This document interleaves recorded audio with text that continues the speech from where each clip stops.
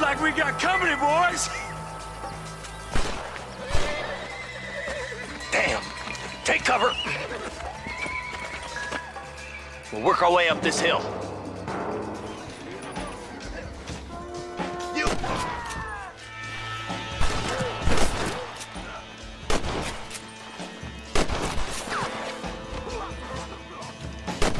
You should run off home. That's Walton inside the house.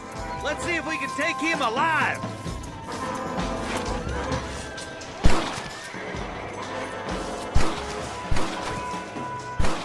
Walton's escaping. Take him down, boys.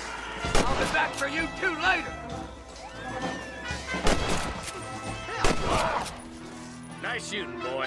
I'd have preferred him to swing, but I guess beggars can't be choosers. At least we got the son of a bitch.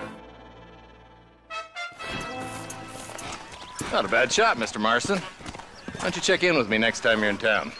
I don't want to be no policeman, Marshal. Nor did I, my friend. I can promise you that. I'll see you soon, Mr. Marston.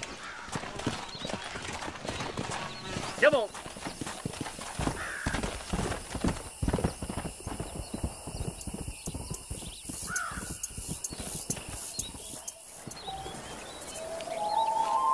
Mr. Marston, I've been hearing about your plans. Have you, Miss McFarland? Yes, from Lee Johnson. To settle here and build a life for yourself. I'm afraid those aren't my plans. See, I already have a life. Well, I had one, and I'm trying to reclaim it. Or maybe what you could say is I had two, and I'm trying to end one of them so the other can survive. You do so love to talk in riddles, Mr. Marston. Do you do that, I wonder, as a substitute for having anything interesting to say? Probably, Miss McFarland. Oh, call me Bonnie, you fool. Call me Bonnie. Miss McFarland, I'm married. I have a son. I had a daughter, but she died.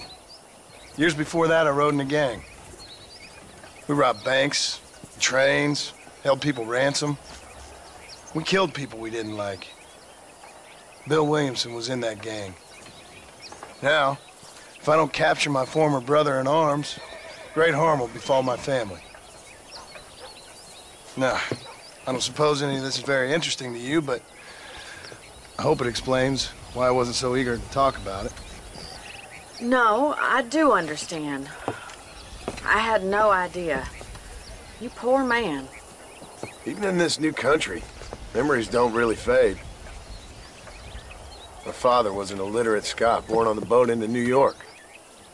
He never saw his homeland, but to hear him talk about it, you'd imagine he only ever ate haggis and wore a kilt. And he hated the English for what they had done to his great-grandparents that he'd never met. People don't forget. Nothing gets forgiven. That's true, especially when it comes to money. And you know, even now, after all his labors, my father's debts are still terrible. I worry every day about us losing the ranch. It would kill him. My father died when I was 8 years old. His eyes were, well, let's just say he was blinded in a bar fight south of Chicago. My mother died during childbirth.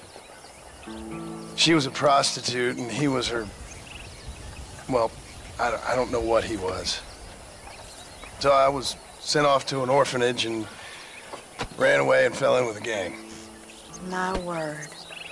What a difficult life you've lived. The leader of the gang taught me how to read, taught me how to see all that was good in the world.